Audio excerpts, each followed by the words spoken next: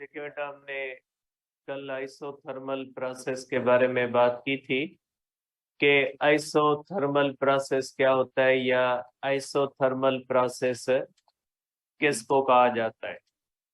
आज हम डिस्कस करते हैं बेटा एडियाबेटिक प्रोसेस के बारे में कि एडियाबेटिक प्रोसेस क्या होता है या एडियाबेटिक प्रोसेस किस प्रोसेस को कहा जाता है। देखिए बेटा, एडियाबेटिक प्रोसेस का मकसद होता है ऐसा process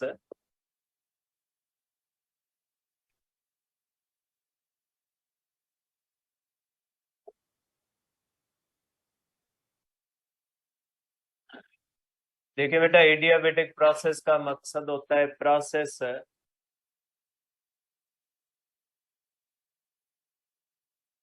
in which no heat flows in or out of system बेटा। ऐसा प्रोसेस जिसके अंदर हीट सिस्टम के अंदर ना आए और न ही हीट सिस्टम के अंदर जाए, तो ऐसे प्रोसेस को हम क्या कहते हैं बेटा? एडियाबेटिक प्रोसेस कहते हैं। इससे पहले हमने जो तीन प्रोसेसेस पढ़े, आइसोबेरिक प्रोसेस पढ़ा है, आइसोकोरिक प्रोसेस पढ़ा है और आइसोथर्मल प्रोसेस पढ़ा है। इन तीनों प्रोसेसेस के अंदर हीट सिस्टम के अंदर आ रही थी और हीट जो है वो सिस्टम से जा भी रही थी। इनमें से तीनों प्रोसेसेस में जो दो प्रोसेस थे, एक आइसोबेरिक था और एक आइसोथर्मल था, उन्होंने हीट को वर्क में कन्वर्ट भी किया था। ठीक है। अब इसके अंदर जो अगर आप देखते हैं तो हीट सिस्टम के अंदर आती है ना ही जाती है। तो ये सिस्टम जो होता है ये वर्क कर सकता है, लेकिन ये सिस्टम जब वर्क करता है, ये सिस्टम जब वर्क करता है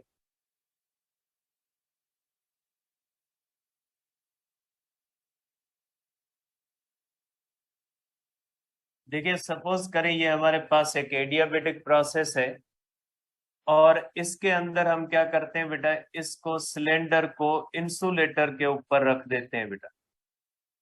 हमने पढ़ा था बेटा कि थर्मोडायनेमिक सिस्टम में हीट जो आती या जाती है वो कहाँ से आती है बेटा? ये आती या जाती हमेशा बॉटम से, क्योंकि इसका सिलेंडर और पिस्टन हम क्या मानते हैं? इंसुलेटर के मानते हैं। तो इसका आप कह सकते हैं कि बेटा ये प्रेशर P1 है, वॉल्यूम V1 है और टेम्परेचर T1 है। इसके ऊपर अगर हम इस तरह से बेटा लोड रख देते हैं, ये हमने इसके ऊपर लोड रख दिया बेटा। अब अगर इसको हम यहाँ पे प्रेशर कम करें बेटा, प्रेशर कम करेंगे बेटा, तो इसका P2 हो जाएगा, वॉल्यूम V2 होगा और टेम्परेचर T2 होगा। क्योंकि बेटा इसके अंदर हीट ना आती है न जाती है। ठीक है, इसमें हीट आती जाती नहीं है। तो जब ये एक्सपेंड करेगा, एक्सपेंशन की वजह से इसका अंदर टेम्परेचर क्या हो जाएगा बेटा? टेम्परेचर गिर जाएगा और टेम्परेचर के गिरने की वजह से इसकी इंटरनल एनर्जी जो होगी ये इंटरनल एनर्जी कम हो जाएगी। और इंटरनल एनर्जी के कम होने की वजह से हम कहेंगे कि इसकी इंटरनल एनर्जी किसमें चली गई? वर्क में चली गई। तो मीन्स ये प्रोसेस आपको एक पॉसिबिलिटी बताता है कि जरूरी नहीं है कि आप थर्मोडायनेमिक सिस्टम को हीट देके उससे वर्क हासिल करो।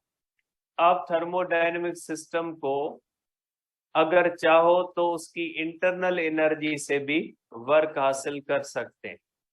मीन्स ये आपको सिस्टम एक पॉसिबिलिटी बता रहा है कि अगर हम चाहें तो इंटरनल एनर्जी में से भी वर्क हासिल कर सकते हैं। सिर्फ जरूरी नहीं है कि हीट का बाहर से अंदर फ्लो हो या अंदर से बाहर फ्लो हो तो ही वर्क हो।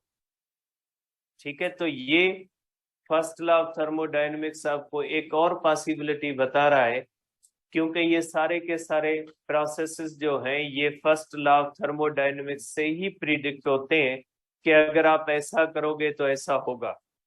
तो ये प्रोसेस जो एडियाबेटिक प्रोसेस होता है ये कहता है कि जरूरी नहीं है कि आप किसी भी सिस्टम को उसकी बाउंड्री से हीट का फ्लो करवाओ। आप चाहो तो सिस्टम जो मौजूद इंटरनल एनर्जी है उस इंटरनल एनर्जी से भी आप वर्क कर सकते हैं। ठीक है, तो आप कहोगे कि इसके अंदर का जो वर्क होता है, अब इसके अंदर अगर जो होता है बेटा work is done on the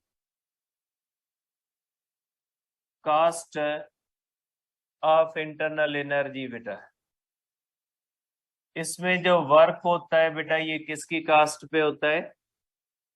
internal energy की कास्ट पे होता है। इंटरनल एनर्जी किस में चली जाती है बेटा? वर्क में चली जाती है।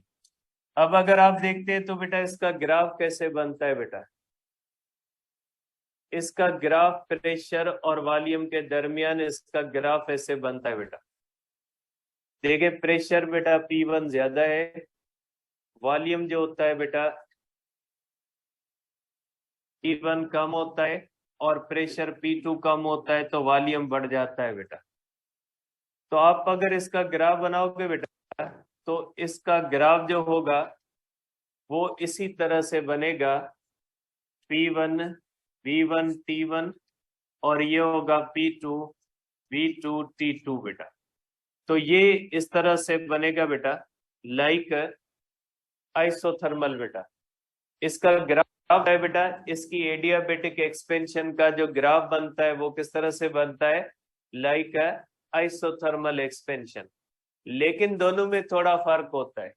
ठीक है, दोनों की अगर कंपैरिजन करें तो दोनों की कंपैरिजन आप किस तरह से करोगे बेटा?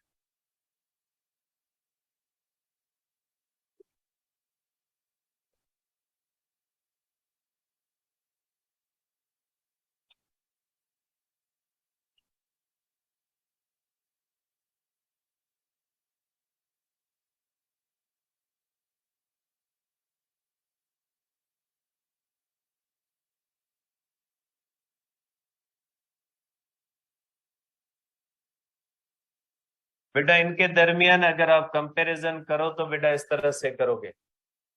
अगर दोनों के अंदर चेंज सेम है बेटा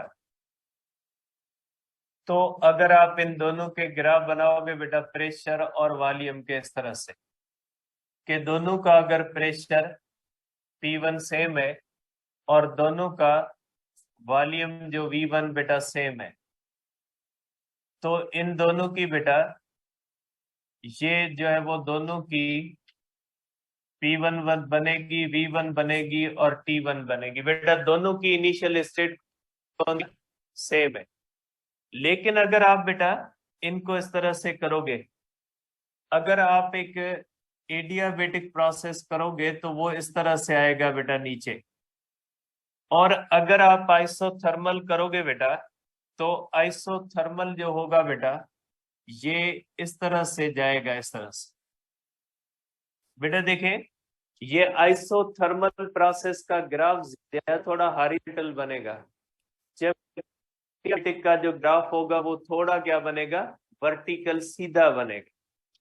देखिए ये आप देख सकते हैं कि ये थोड़ा ज्यादा सीधा है जबकि ये कौन सा है? ज्यादा हॉरिजॉन्टल बनता है, स्टीपर जिसको कहते हैं। तो आप इस तरह से कहोगे ये किसका होता है बेटा? ये आइसो थर्मल होगा बेटा, और ये जो होगा बेटा ये किसका हो जाएगा? ये हो जाएगा एडियाबेटिक का। तो इन दोनों की आप कंपैरिजन कर सकते हैं, इसका ज्यादा हॉरिजॉन्टल बनेगा जबकि इसका जो होता है वो थोड़ा जो है वो इस तरह स्टीपर बनेगा, सीधा ग्राफ बनेगा। लेकिन शेप इन दोनों का कर्व्ड होता है। अगर एक्सपेंशन है तो उनका एरो नीचे आएगा, अगर कंप्रेशन है तो उनका एरो जो होगा वो ऊपर की तरफ होगा। ठीक है बेटा, तो ये आपको फर्स्ट लॉ ऑफ थर्मोडायनेमिक्स का जो एडियाबेटिक प्रोसेस है वो बताता है।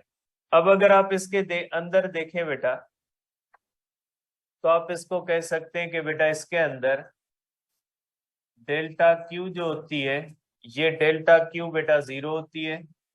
इसके अंदर चेंज इन इंटरनल एनर्जी बेटा 0 नहीं होती, और इसके अंदर बेटा आपको वर्क जो मिलता है वो भी 0 नहीं होता।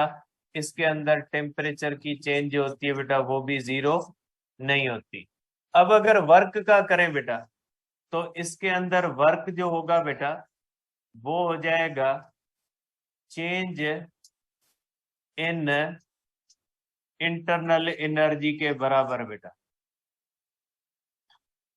इसके अंदर वर्क होता है बेटा चेंज इन इंटरनल एनर्जी, और जब एक्सपेंशन होती है बेटा तो change in internal energy positive होगी या निगेटिव होगी? इंटरनल एनर्जी कम होगी। जब इंटरनल एनर्जी कम होगी तो चेंज क्या हो जाएगी? निगेटिव हो जाएगी। देयरफॉर वर्क को हम करेंगे is equal to negative of change of internal energy बेटा। ठीक है, तो आप इसको इस सेंस में कह सकते हैं कि ये जो है वो वर्क के लिए ये चीज इस्तेमाल कर सकते हैं कि वर्क जो होता है वो negative of change of internal energy होता है। ठीक है बेटा, तो ये हमारे पास हो गए 4 प्रोसेसेस। यहाँ पे हमारे पास फर्स्ट लॉ ऑफ थर्मोडायनेमिक्स खत्म होता है।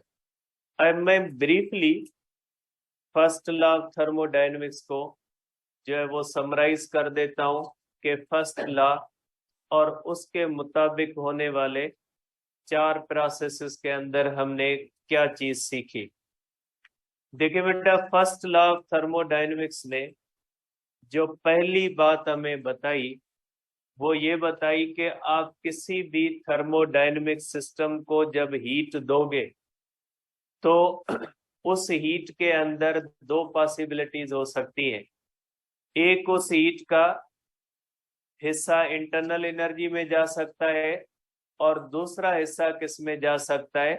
दूसरा हिस्सा वर्क में जा सकता है। Means first law of thermodynamics ने आपको हीट, इंटरनल एनर्जी और वर्क के दरमियान रिलेशन दिया कि जब आप किसी भी थर्मोडायनेमिक सिस्टम को हीट दोगे तो उस हीट का कुछ हिस्सा इंटरनल एनर्जी में जाएगा और उस हीट का कुछ हिस्सा जो होगा वो वर्क में चला जाएगा।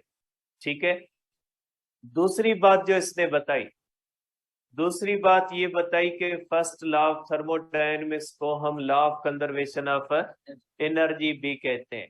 वो इसलिए कहते हैं कि फर्स्ट लॉ हमें बताता है कि जब कोई भी थर्मोडायनेमिक प्रोसेस आप करते हो तो उसमें भी हीट न क्रिएट होती है और हीट न डिस्ट्रॉय होती। ठीक है, आप हीट दोगे तो उसमें से वर्क होगा और उसका कुछ हिस्सा हो सकता है इंटरनल एनर्जी में जाए और उसका कुछ हिस्सा किस में जाए? वर्क में। Means energy can not be created, can not be destroyed.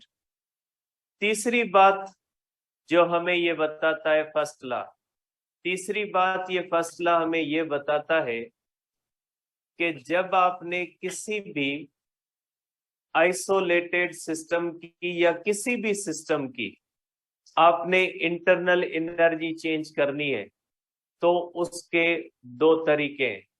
या आप उस सिस्टम के ऊपर वर्क करें या उस सिस्टम से वर्क को बाहर लें, या वर्क करें या सिस्टम से वर्क लें। मींस वर्क या बाउंड्री के अंदर जाए, वर्क या बाउंड्री से बाहर जाए। मींस वर्क सिस्टम के अंदर जा रहा है, मींस वर्क सिस्टम की बाउंड्री से अंदर गया, मींस बाहर से वर्क आया। या वर्क सिस्टम की बाउंड्री से बाहर जाए, मींस वर्क किस तरफ चला गया? बाहर चला गया, बाउंड्री से आउट हो गया।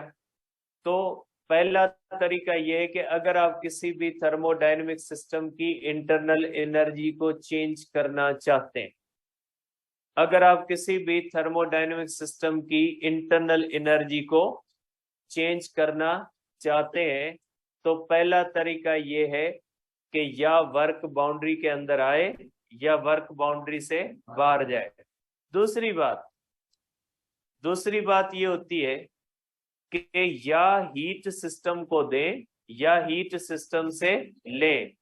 बात वही है, कि या हीट बाउंड्री से अंदर आए या हीट जो वो बाउंड्री से बाहर जाए, तो ही इंटरनल एनर्जी चेंज होती। मींस इंटरनल एनर्जी हमेशा बाहर से चेंज होती है सिस्टम की, अंदर से इंटरनल एनर्जी चेंज नहीं होती किसी भी आइसोलेटेड सिस्टम की बेटा, ठीक है।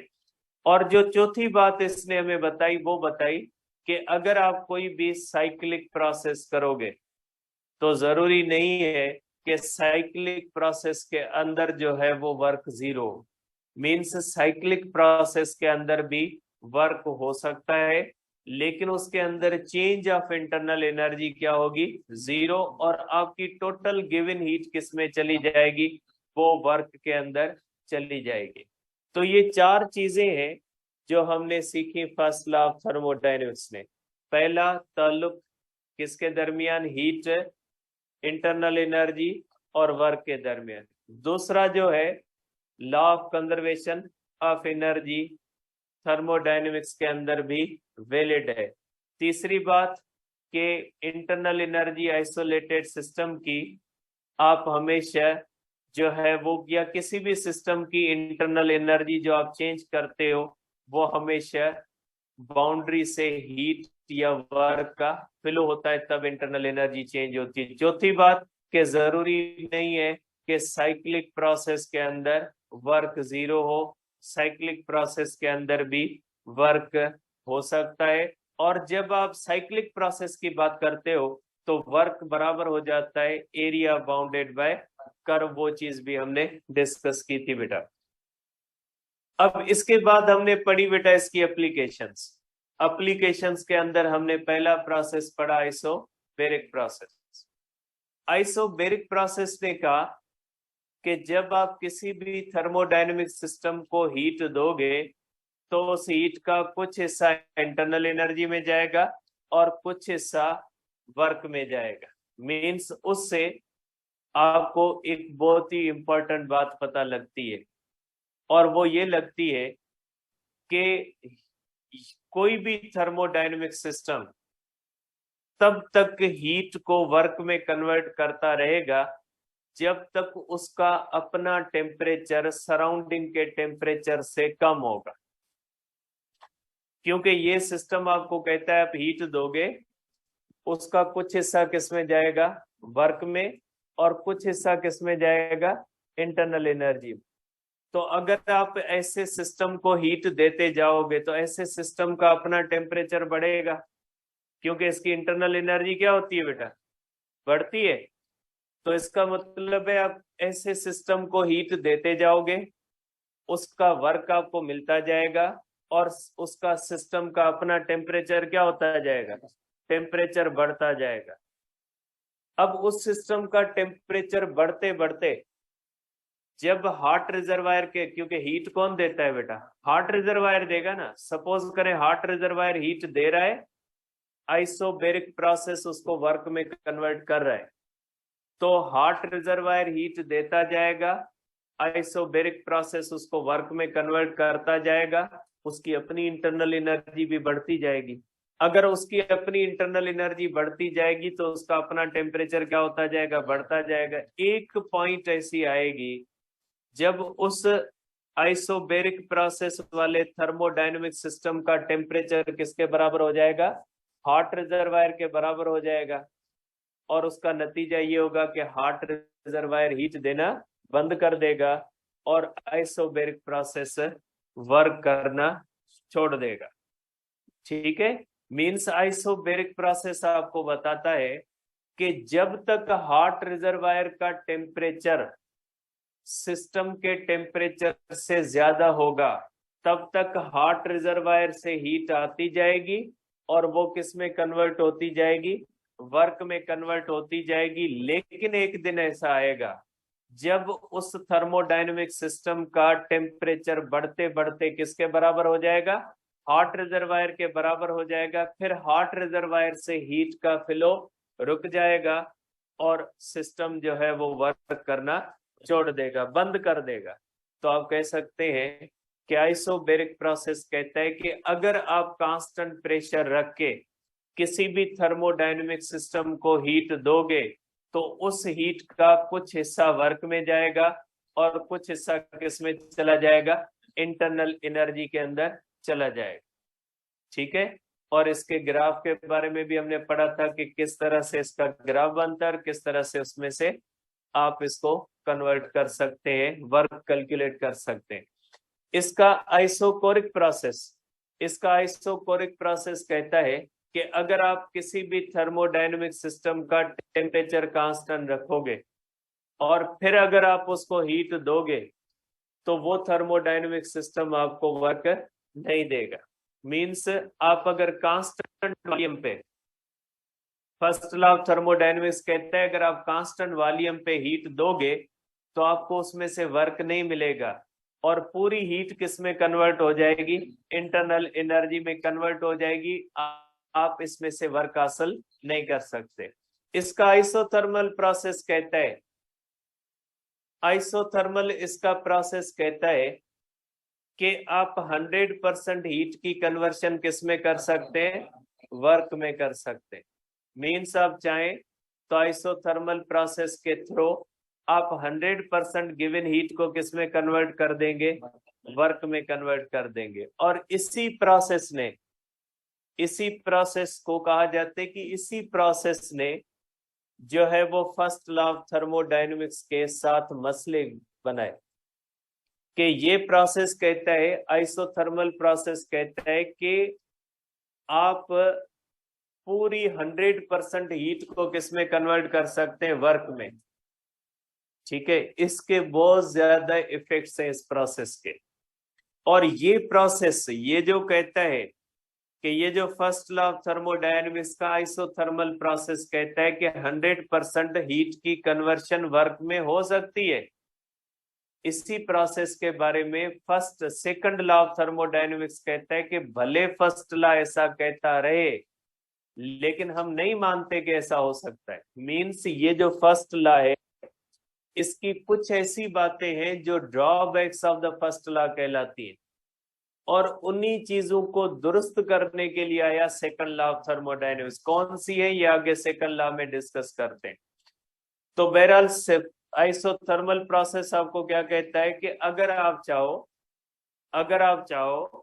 तो आप आपकी पूरी गिवन हीट को किस में कन्वर्ट कर सकते हो, वर्क में कन्वर्ट कर सकते हो। Means no change of internal energy, बगैर इंटरनल एनर्जी चेंज होने के आपकी हीट सप्लाई टोटल किस में चली जाती है, वर्क में चली जाती है। एडियाबेटिक प्रोसेस कहते हैं जरूरी नहीं है कि आप हीट से वर्क बनाएं।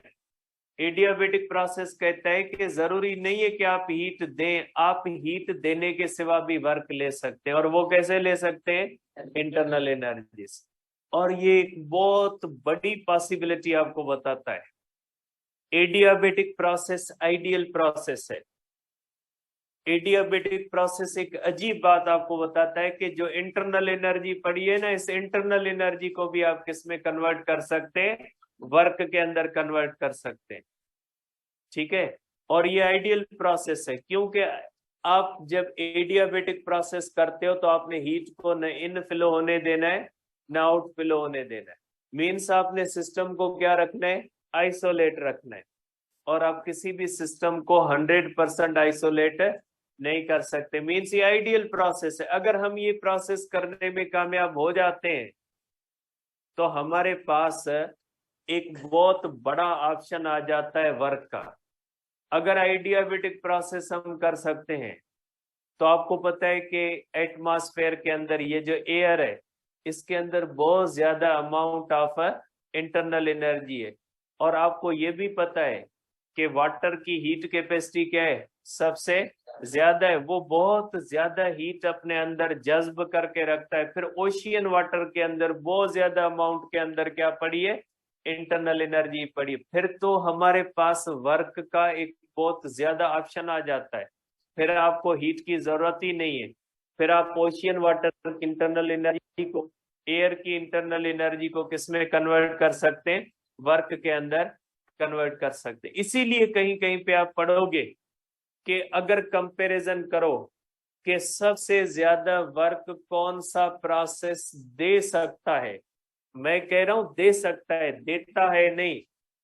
देता है का मकसद है वो चीज हो रही है, दे सकता है मीन्स उसकी पॉसिबिलिटी है। तो अगर बात की जाए पॉसिबिलिटी की कि किस प्रोसेस में सबसे ज्यादा वर्क हासिल करने की पॉसिबिलिटी हो सकती है, तो एडियाबेटिक है, क्योंकि वो इंटरनल एनर्जी को किसमें कन्वर्ट करता है, और बहुत ज्यादा इंटरनल एनर्जी मौजूद है यहाँ पे, एटमॉस्फेयर के अंदर मौजूद है, ओशियन वाटर के अंदर मौजूद है, और बहुत ज्यादा पॉसिबिलिटी बन जाती है वर्क की। ठीक है, तो अगर हम पॉसिबिलिटी पे बात करें तो सबसे ज्यादा जो वर्क की पॉसिबिलिटी हो सकती है वो किसमें हो सकती है, एडियाबेटिक प्रोसेस के अंदर हो सकती है। बाकी प्रोसेसेस के अंदर इसकी पॉसिबिलिटी जो होती है वो कम होती है, क्योंकि बाकी प्रोसेसेस के अंदर हीट देनी पड़ती है, और हीट देने की पॉसिबिलिटी जो होती है वो बहुत ही महदूद है। महदूद पैमाने पे आप हीट दे सकते हैं सिस्टम को, जबकि इंटरनल एनर्जी की पॉसिबिलिटी क्या होती है, सबसे ज्यादा होती है। तो आप कह सकते हैं कि ये फर्स्ट लॉ ऑफ थर्मोडायनेमिक्स का जो एडियाबेटिक प्रोसेस है वो आपको एक नई दुनिया बताता है कि अगर आप चाहें तो जरूरी नहीं है कि हीट से ही वर्क ले, आप इंटरनल एनर्जी की बुनियाद पे भी आप क्या कर सकते हैं, वर्क हासिल कर सकते हैं। लेकिन याद रखिएगा एडियाबेटिक प्रोसेस जो होता है वो आइसोलेटेड होना जरूरी है, इसलिए आप आइसोलेट कर नहीं सकते किसी भी प्रोसेस को। लेकिन प्रैक्टिकल दुनिया में जो भी क्विक प्रोसेस होता है, अगर क्विक कंप्रेशन और क्विक जो है वो एक्सपेंशन हो, तो ये प्रोसेस कौन सा बन सकता है, ये प्रोसेस जो होता है ये आप कह सकते हैं कि ये प्रोसेस एडियाबेटिक हो सकता है, जो क्विक प्रोसेसेस होते हैं बेटा। अब आ जाते हैं बेटा हम सेकंड लॉ ऑफ थर्मोडायनेमिक्स में। सेकंड लॉ ऑफ थर्मोडायनेमिक्स में बेटा जो सबसे पहली चीज आपको पता होनी चाहिए वो ये होनी चाहिए कि हीट इंजन क्या होता है बेटा, क्योंकि सेकंड लॉ ऑफ थर्मोडायनेमिक्स को पढ़ने से पहले कुछ चीजें जो है वो आपको पता होनी चाहिए बेटा।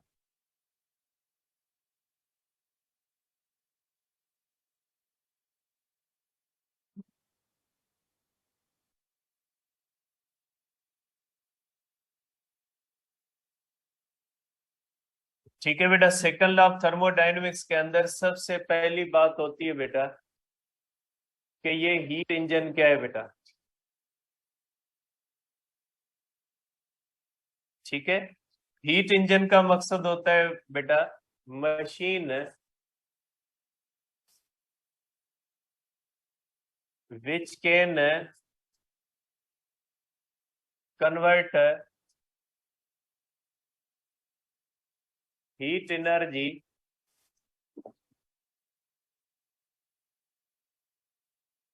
into mechanical energy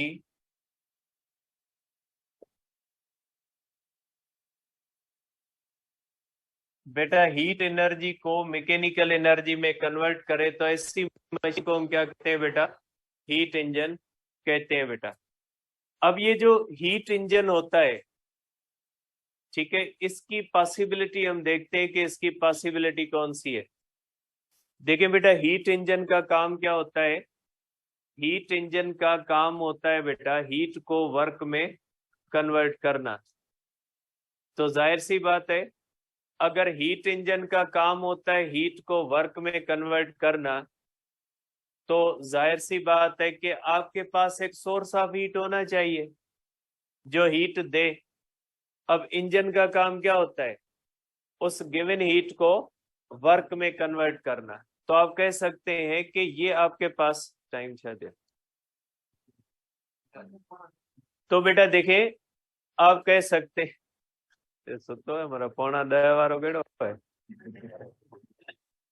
रात सुतो बने है तो देखिए तो देखिए हाण बस एकड़ी गाल है हरु भरु सब आइए न थियो तो देखिए बेटा अगर आप देखते हैं तो बेटा हम देखते हैं कि फर्स्ट लॉ के मुताबिक इंजन जो होता है वो किस तरह से बन सकता है।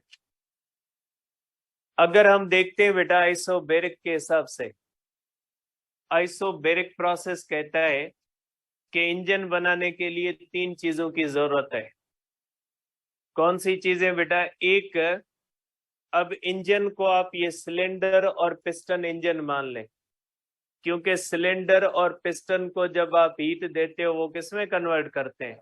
वर्क में। अब इंजन को आप ये जो हमने सिलेंडर और पिस्टन पढ़ा था ना, इसको आप इंजन मान लें। तो according to the isobaric process आपके पास 3 चीजें होना जरूरी है। कौन सी?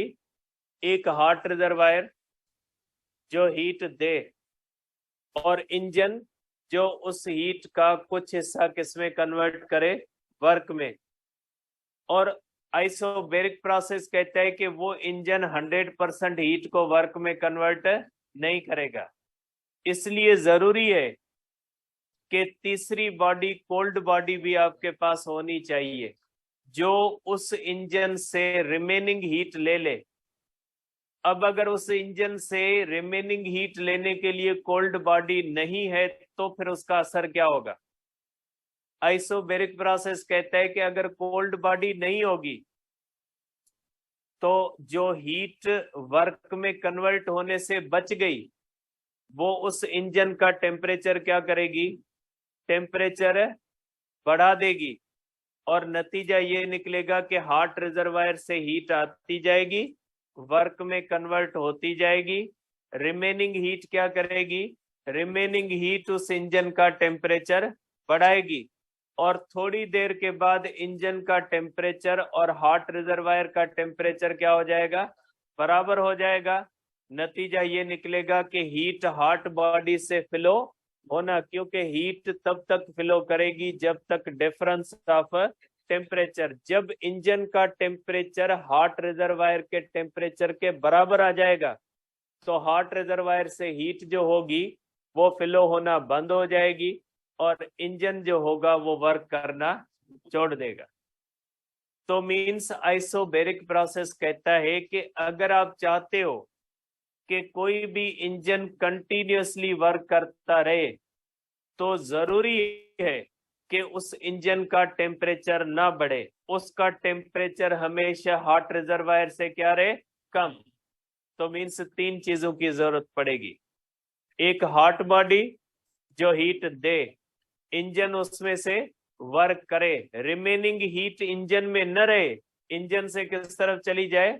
एक ऐसी बॉडी हो जो कोल्ड बॉडी उस तरफ चली जाए, ताकि इंजन का टेम्परेचर हॉट रिजर्वायर के टेम्परेचर से कम रहे और हीट का फ्लो होता रहे और आपको कंटिन्यूअसली वर्क मिलता रहे।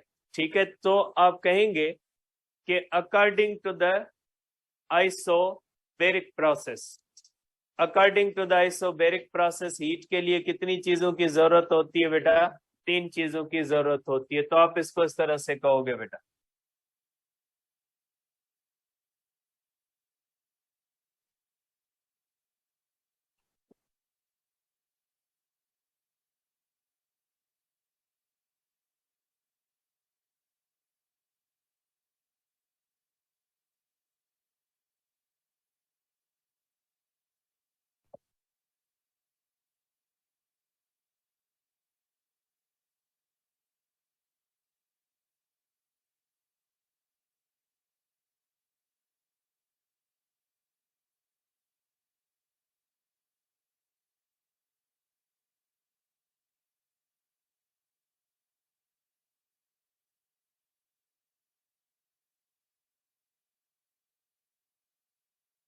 देखिए ये हॉट रिजर्वायर हो, ये हॉट रिजर्वायर हो बेटा, इसमें से हीट आए, और ये इंजन हो बेटा, ये हीट आए इंजन में, और इंजन जो इसमें हमें क्या दे बेटा? वर्क दे, और रिमेनिंग हीट किस में चली जाए बेटा? रिमेनिंग जो हीट हो ये किस में चली जाए बेटा? कोल्ड रिजर्वायर के अंदर चली जाए। ये हमें बताता है बेटा आइसोबैरिक। और आइसोबैरिक प्रोसेस कहता है कि कोल्ड रिजर्वायर का टेम्परेचर जब तक हॉट रिजर्वायर के टेम्परेचर से कम होता जाएगा, कम होगा, तब तक ये हीट का फ्लो होता रहेगा। जब ये कोल्ड रिजर्वायर का और हॉट रिजर्वायर का टेम्परेचर बराबर हो जाएगा तो हीट का फ्लो रुक जाएगा और हीट फ्लो करके इंजन की तरफ नहीं आएगी और इंजन वर्क करना छोड़ देगा। मीन्स आइसोबैरिक प्रोसेस के मुताबिक आप एक ऐसा इंजन बना सकते हैं जो 3 रिजर्वायर पे काम करेगा और तब तक काम करता रहेगा, तब तक काम करता जाएगा जब तक हॉट रिजर्वायर का टेम्परेचर ज्यादा होगा और कोल्ड रिजर्वायर का टेम्परेचर जो होगा वो कम होगा। तब तक हीट का फ्लो होता रहेगा, हीट वर्क में कन्वर्ट होती रहेगी, रिमेनिंग किस में चला जाएगा, कोल्ड रिजर्वायर में चला जाएगा। जिस दिन दोनों का टेम्परेचर बराबर होगा उस दिन हीट काम इंजन काम करना छोड़ देगा। उस दिन को हम कहेंगे कि देखिए जब हॉट रिजर्वायर का टेम्परेचर और कोल्ड रिजर्वायर का टेम्परेचर बराबर हो जाएगा, देखिए जिस दिन हॉट रिजर्वायर और कोल्ड रिजर्वायर का टेम्परेचर बराबर हो जाएगा, आप ये नहीं कहेंगे कि हीट नहीं है, आप कहोगे हीट है लेकिन unavailability of heat for work है, कि वो हीट फ्लो नहीं कर रही। जब वो हीट फ्लो नहीं करेगी तो ये हीट वर्क में नहीं जाएगी। हम कहेंगे कि हीट बहुत ज्यादा मौजूद है, क्योंकि हॉट रिजर्वायर का टेम्परेचर और कोल्ड रिजर्वायर का टेम्परेचर बराबर, मींस दोनों बॉडीज का टेम्परेचर हाई है हमारे पास हीट, लेकिन वो हीट अब वर्क के लिए अवेलेबल नहीं है, क्योंकि वर्क उसी सूरत में हो सकता है जब हीट का क्या हो, फ्लो। और फ्लो कब होता है, जब डिफरेंस ऑफ टेम्परेचर, जब डिफरेंस ऑफ टेम्परेचर नहीं रहेगा तो फ्लो ऑफ हीट क्या हो जाएगा, फ्लो ऑफ हीट बंद हो जाएगा। जब फ्लो ऑफ हीट बंद हो जाएगा तो हम कहेंगे कि इतनी ज्यादा हीट होने के बाद भी हमारे पास हीट की अनअवेलेबिलिटी है वर्क के लिए, जिसको हम कहेंगे हीट डेथ, के हीट जो है वो मर गई बेचारी। ठीक है, तो अब आगे जो है वो डिस्कस कल करेंगे कि आइसोथर्मल के मुताबिक कौन सी पॉसिबिलिटीज होती है।